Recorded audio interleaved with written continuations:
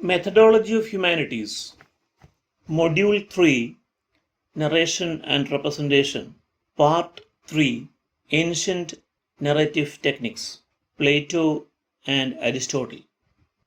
The Greek masters of 3rd century BC, Plato and Aristotle, included narratology in their treatises like the Republic and Poetics. Republic by Plato, it's a work in which we can find a series of dialogues about principal necessities for an ideal political state. The main topic discussed in the Republic of Plato is political issues. At the same time, it deals with the concept of mimesis or imitation, language and representation, imagination, etc.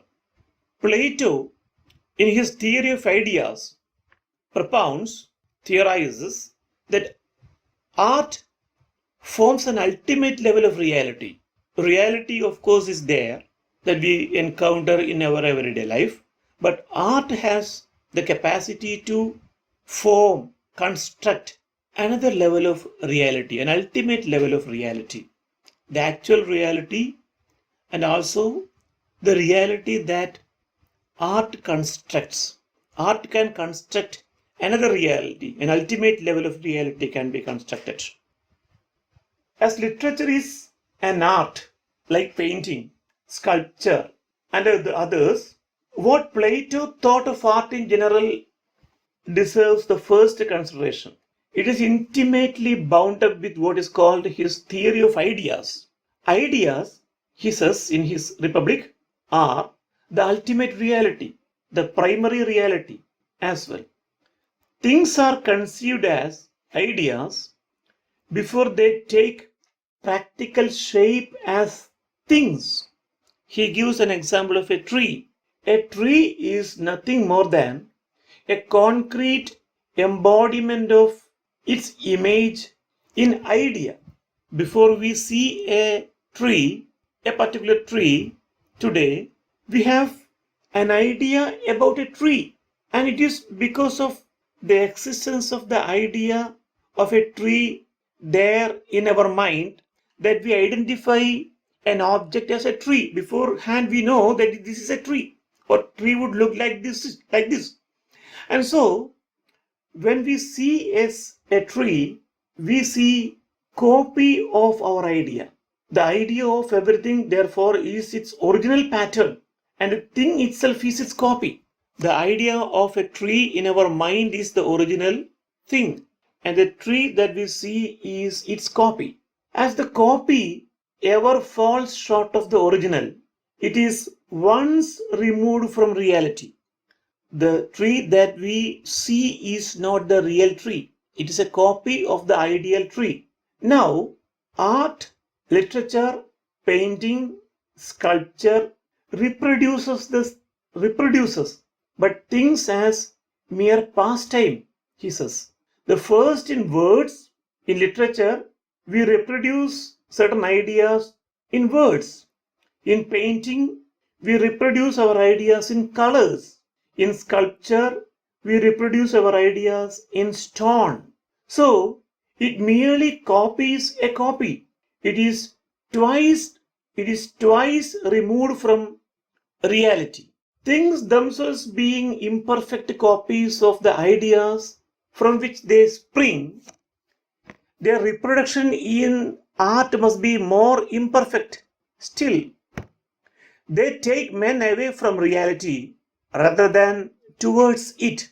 Means art takes us away from, literature takes us away from reality. But best they are but partial images of it. The best painting that we see, the best literature, best poem on a tree is only a partial image of a tree. So the productions of art helped neither to mold character nor to promote the well being of the state, the two things by which Plato judged all human endeavor. The primary concern of Plato was politics. So, literature should be to promote the well being of the state. State is primary, citizens are primary. So, literature should promote the discourses of the state. It should mold the character of the readers. Otherwise, literature is of no use. Plato expelled poets from his republic for the same reason, because they are copying a copy. A poem is twice removed from reality, so it is of no use. It can never promote the well being of a state. It is taking people away from reality. Actual reality can never be constructed by poets. So, in his republic, he gave no space for poets or artists.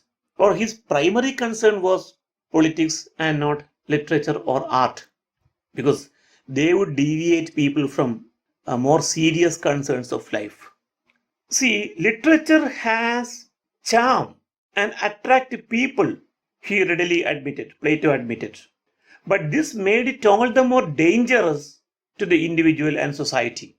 One will be carried away by the beauty of literature. So it is dangerous, he thought. There are people highly practical minded who would consider reading literature is a waste of time. One can do something very much practical in those times. See, during wartime, for example, it is better to close books and work for the benefit of the humanity in general. But that alone would do, he knew, Plato knew very well, that literature, art, music, all those things have significance as narratives. And he was not, however, unaware of the potentialities of literature for good. Rightly pursued, properly understood, literature could inculcate a love for beauty and for whatever is noble in character and life. If it can support our life, it's okay, he said. A poet becomes a good artist only if he has, in those days, there were no she poets, I think. So, if only he has attributes of a good teacher. A poet should teach some lessons. Morality was the primary concern. Morality doesn't mean sexual morality alone. If you don't perform our duties properly, it becomes immoral. Thus, poetic truth becomes the ultimate truth, revealing ideal forms of justice, goodness, beauty, and noble qualities in the characters. See, we see later in the Romantic period in British literature, Keats, in his Ode on a Grecian Urn, the Romantics, especially Keats, was trying to establish his identity by constructing a kind of connection with the past, history, Greek literature. That's why he had written the Ode to a Grecian Urn.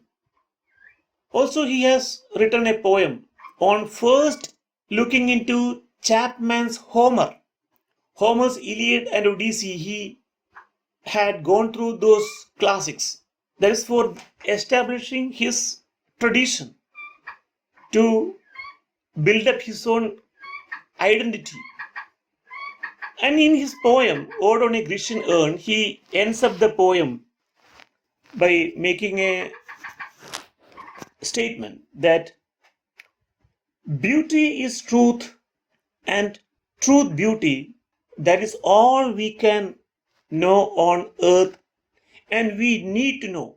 He means only what the imagination sees as beauty is truth. Truth is not something that we see physically in front of us. Something what our imagination, mind's eye sees is truthful. Art depicts certain reality. Art constructs certain reality. That is the only truth.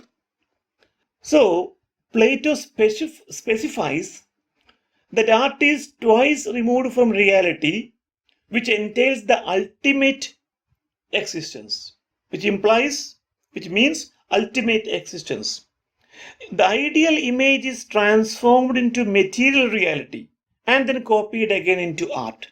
First, we have an ultimate reality, the ideal image, and that is transformed into a material reality by, yeah, for example, a tree in front of us is a material reality. And then when we draw the picture of a tree, we copy again and construct an art form. Things as entities are imperfect copies of ideas, making art more imperfect. So, Plato had some kind of a doubt regarding the purpose of art. How many of the poets would be of use, of practical use to his state? Because they are imitating, they are copying from a partial image, an imperfect image of the ideal. Mimesis is a linguistic, philosophical, or cosmic phenomenon of an eternal model of the world using language, thought, and material. It has visual, behavioral, and impersonating aspects. Mimesis is not mere imitation, but the act of depiction. See, mimesis is not imitation of an eternal model. The ideal image is the eternal image, everlasting image, and we are copying it. And copying is not a simple act, it's an act of depiction, it's an act of construction. We build up certain things in the model of the ideal. It can be considered as a dramatic imitation of events and characters, which show to readers or spectators the process of narrative depiction. See, when we imitate in a drama, for example, when we imitate some characters or events in our life, this would show the readers or the listeners or the spectators the process of narrative depiction. When we read a poem, the narrative is there. When we watch a drama, the process of action is there. First things happen first, next things happen next. There is a sequential order. The process of narration is there. So, narratology is important. What comes first, what comes next is important. When we draw a tree, the details are important. Whether the tree has got a very strong trunk, how many branches are there, whether the leaves are green, whether there are flowers or fruits, whether there are birds about it. So many detailing is required. So it's a construction. Narration of a tree is a depiction, it's a construction. When somebody else draws the same tree, the detailing would be different. Imagine there is an ideal tree, there is a tree in your mind. Then you come across a tree before your eyes. Then you draw a tree. All the three trees would be different. Whether the third tree that you have drawn is for the benefit of the viewer is the question that Plato arises. Because you are constructing a tree and it is twice removed from reality.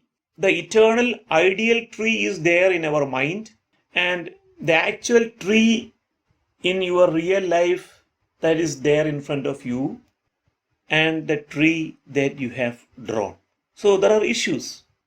The ideal tree is the only true tree according to Keats. because imagination captures reality. That is the only truth.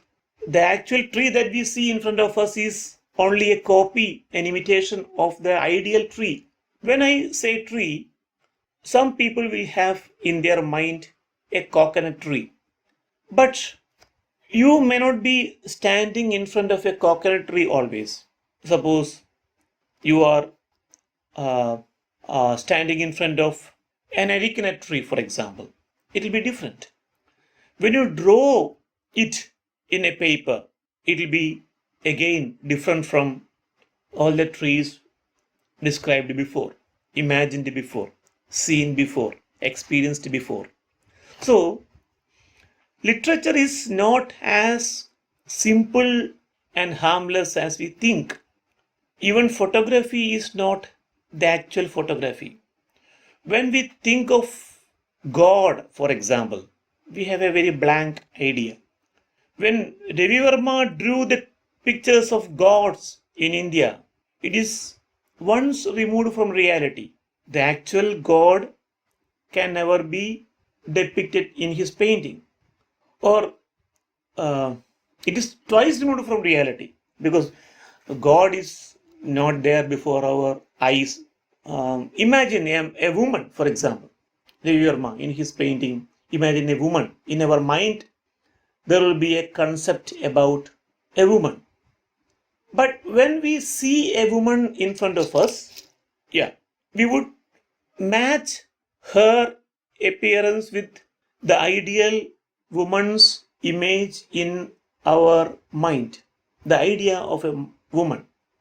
Then we will understand that the real woman before our eyes is a copy of the ideal woman that is there in our mind.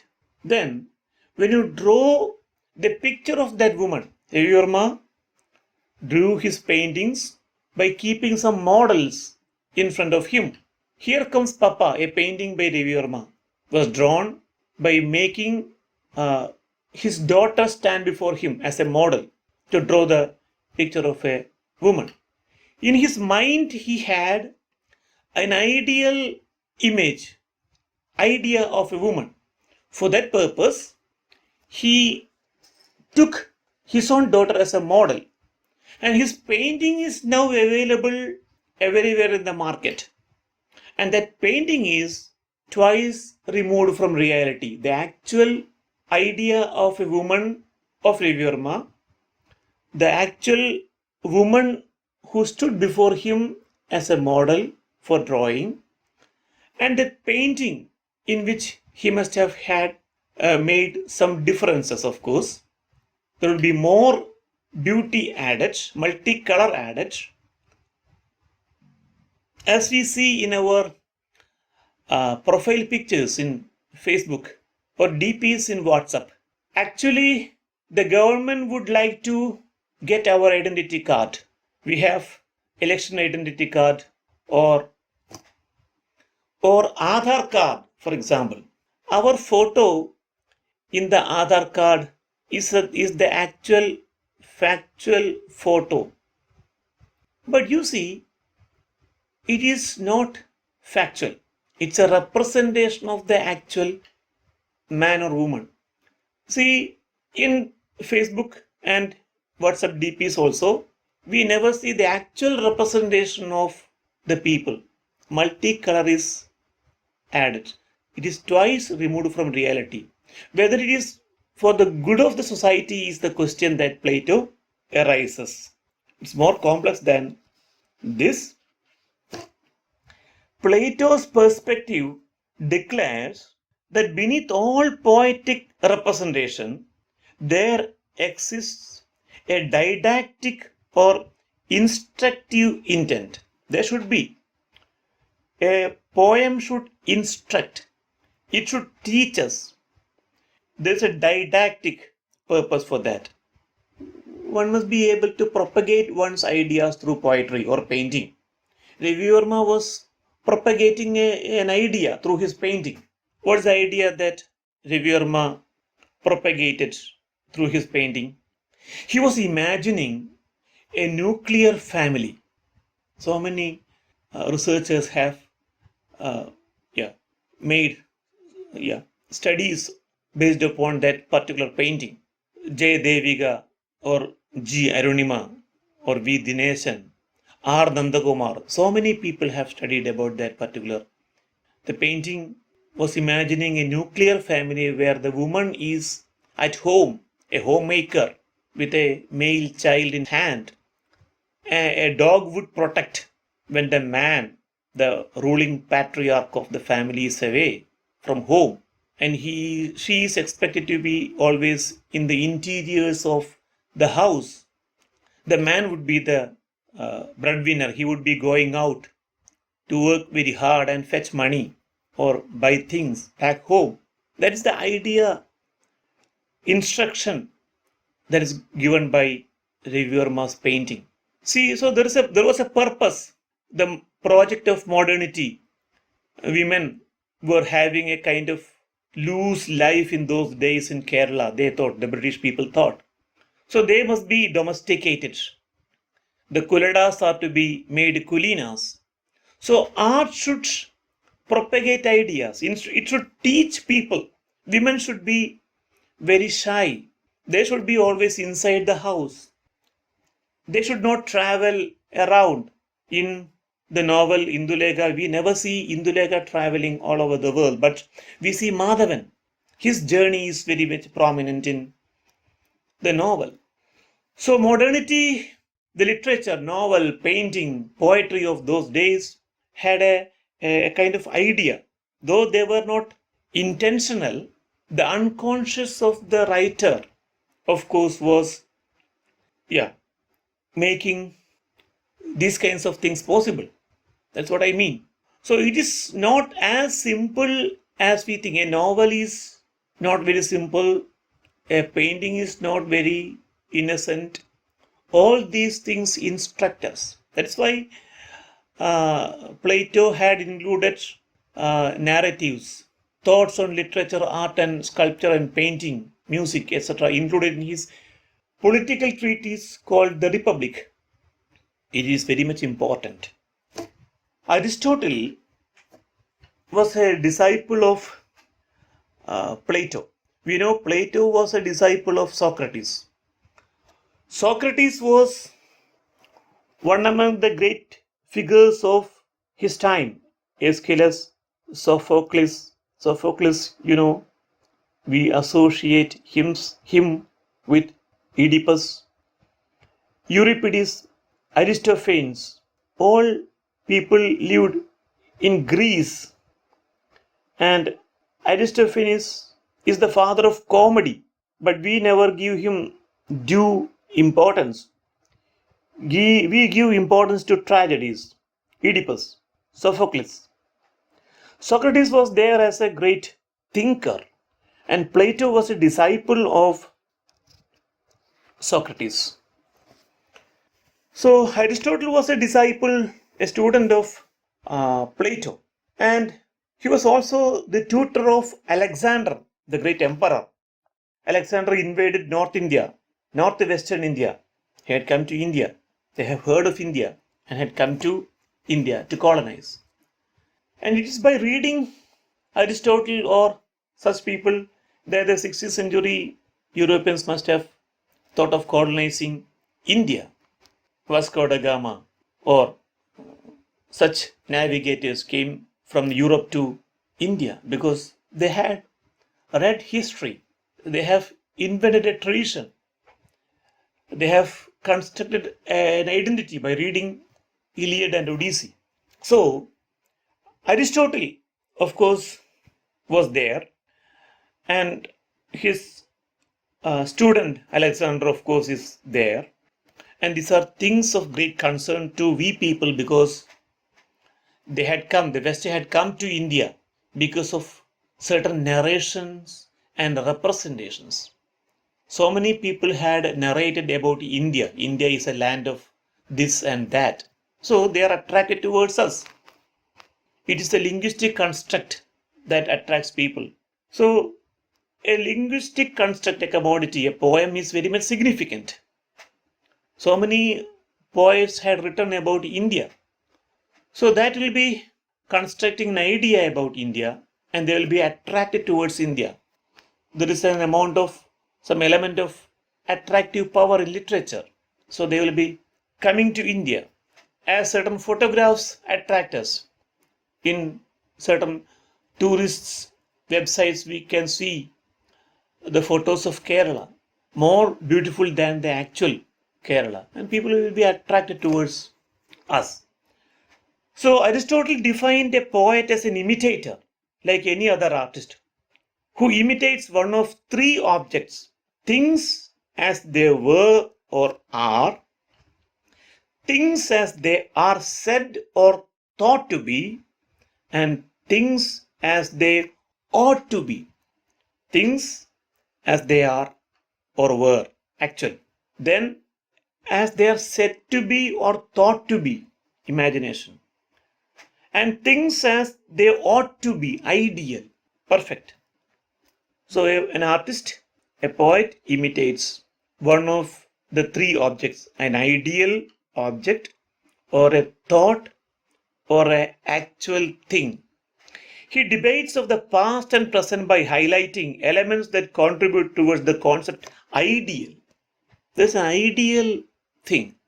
The pleasure of imitation or mimesis is inborn in every human being. We imitate. The pleasure of imitating is there in our mind, in our body, in our spirit, in every human being. It is inborn, it is there.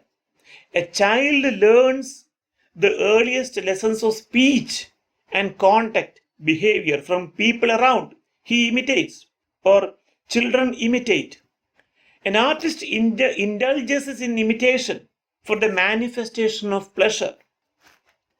If somebody is very happy, one would imitate the music of birds or other beings. Though Aristotle accepts the ideal concept and believes art is twice removed from reality, he contradicts Plato by articulating that art reveals truth of a permanent universal kind. These are all very difficult words or dangerous words. Art reveals truth of a permanent universal kind. The truth revealed through art is permanent. One proposition. Second one is it is universal in its kind. Plato was a student of Socrates.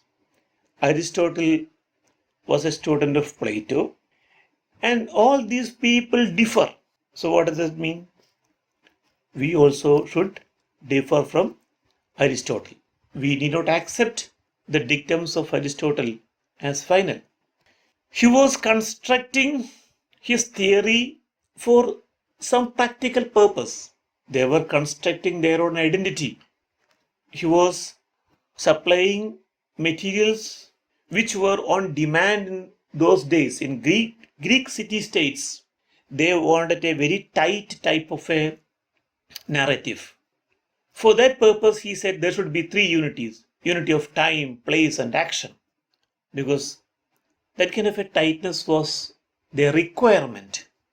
Nowadays, we need not follow Aristotle's theories as such because we wanted to decentralize our power. The structure also would be like that: liberated, separated, scattered. So, truth can be explained with the help of an example that creates a comparison between history and poetry. The function of a poet is not to tell, to relate what has happened. A historian would say that these things have happened in the past. But the duty of a poetry is not to just depict what has actually happened, but what may happen, as poetry is more philosophical and higher than poetry. In a particular situation, what could have happened, what actually had happened, would be written by a historian. What could happen in a particular situation is the duty of a poet. In Battleship Potemkin, in the cinema, we have an Odessa scene Actually, during the 1905 Russian uh, war or uh, Russian Revolution in 1917, there was a great revolution. Before that, there was certain early confusions in Russia, and Eisenstein, the filmmaker, was commemorating the 1905 issue in Russia, and he was imaginatively reconstructing things. But now people think that the scene in the cinema is actual and factual, but he was imaginatively reconstructing. In actual history, nothing has happened in Odessa during the Russian Revolution. A historian would have recorded that event. But a filmmaker, just like a poet, is constructing an ideal image. What could have happened? Dramatic. So it is removed from reality. He is constructing another reality. It is also dangerous. The narration is significant in that sense. We are not actually watching the real event. The real idea of a revolution is there in the mind of Eisenstein. The actual revolution in Russia was there, and the representation in film is there. Three things. In that way, we can say art is universal, whereas history articulates the particular. History would be telling the actual thing that has happened in a particular context in history at a particular place. But an art would transform it to a particular form that can be acceptable, imagined by people all over the world. Therefore, art is not mere reproduction of fact, but truth is embedded in facts that apply to all places and times. This imitation is not the domain of facts, but of truth. Fact and truth. See the difference. Fact and truth. Two different words, but we would take these words for synonyms. But there are differences. Fact, historian has to do with the facts. A scientist has to do with the facts. But a poet has to do with truth. A painter or a filmmaker has to do with the truth. Truth is something that is we are constructing imaginatively. See, a poet's responsibility is not just to imitate the original, but to improve is the function of poetry and other art forms. So, when we post a very colorful image of our face in Facebook, we are becoming artists because the actual factual picture is required only for historians or the government. Artist's duty is to construct a truth. Pleasure is endured for a longer time in poetry. This aesthetic enjoyment is not divorced from civic ends. Plato and Aristotle, they make sure that citizens of a state should be getting benefit out of art. Pleasure should be a product of poetry. So, fact may not bring pleasure. So, there should be poets, there should be artists to please us, to give us pleasure, but not to deviate us from our duties. Their primary concern is state. At the same time, pleasure should be there. At the same time, it should instruct as well. It should make us good citizens of a state.